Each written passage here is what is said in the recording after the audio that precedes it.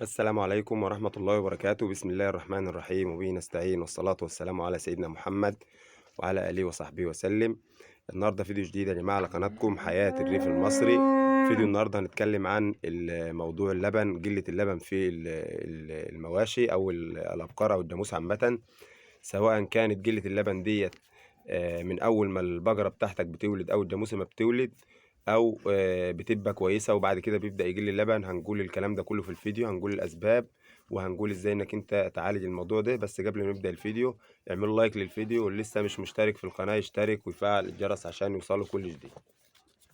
اول سبب يا جماعه من اسباب نقص اللبن في المواشي معانا اللي هو التغذيه الغير متوازنه. التغذيه يا جماعه حاجه مهمه جدا في موضوع اللبن بتاع المواشي، لان طبعا اللبن دي بيتكون من حاجات لازم ان هي تكون موجوده في جسم بتاع البقره او الجاموسه بتاعتك، فلازم ان انت توفر العناصر اللازمه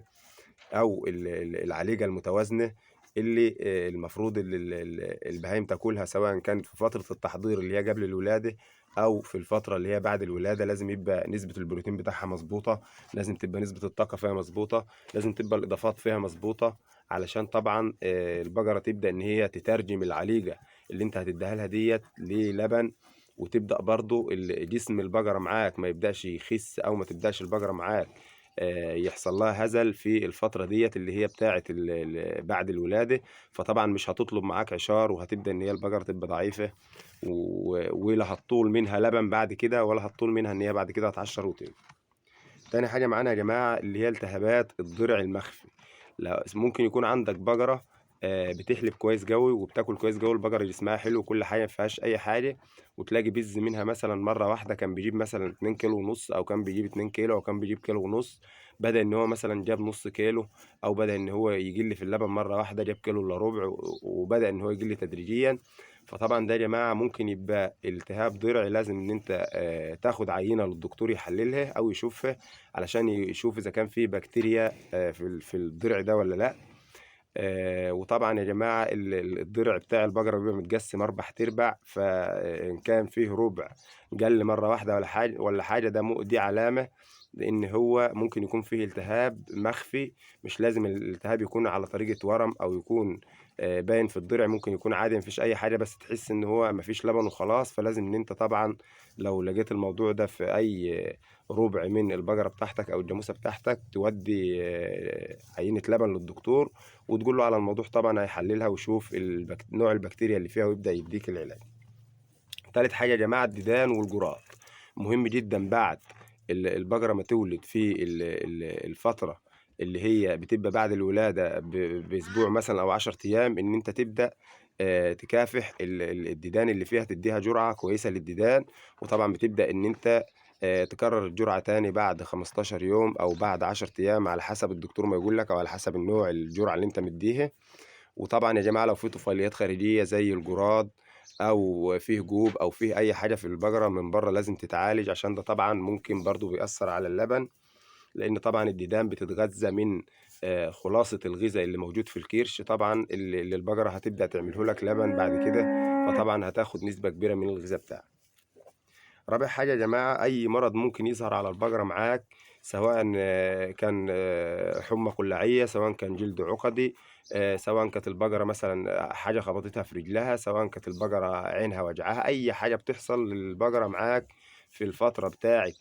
الحليب بتاعها أو اللبن بتاعها،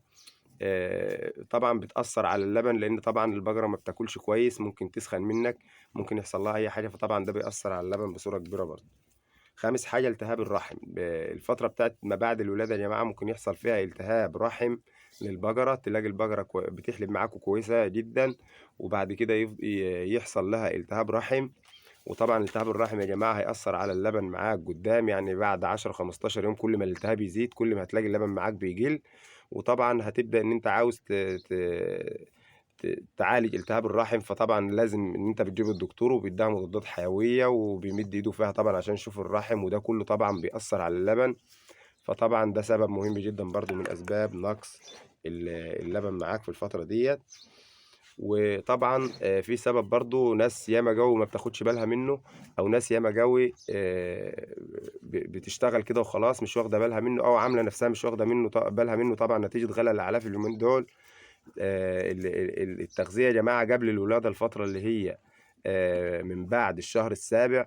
من بعد ما بنجفف البقرة مثلًا لحد ما البقرة تولد، المفروض التغذية في الفترة ديّة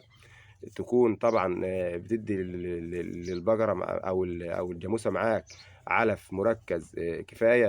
الكفاية بتاعتها اللي المفروض اللي هي تاخده، ما بتقصّرش معاها في العلف، وتكون برضه بتاخد بريس أو برسيم معاك الضُهر، عشان طبعًا بتبدأ إن أنت تحضّرها للولادة، ودي بتبقى فرصة طبعًا إن البقرة بتبقى بدأت إن هي تجِف من اللبن، هتقبل معاك بعد كده إن جسمها يزيد لمّا كل ما توكّلها، وإن هي تتصلّح معاك في الفترة ديّة، فلازم تتّك عليها بالأكل وبالمركّزات عشان تبدأ إن هي جسمها يرُد، وتبدأ إن هي تبقى حلوة معاك في الموسم اللي بعد كده. في ناس طبعًا ما بتعملش كده، بتوكّل أي أكل وخلاص، فبتبدأ إن هي البقرة بعد الولادة تبدأ إن تدّيك لبن، طبعًا بتدّيك من عندها من عضمها ومن جسمها، تدّيك مثلًا شهر أو 20 يوم أو شهرين بالكتير، وتبدأ إن البقرة تخش في دور هزل معاك وضعف، وطبعًا بيقل اللبن بتاعها نتيجة إن أنت ما حضّرتهاش كويس من قبل الولادة.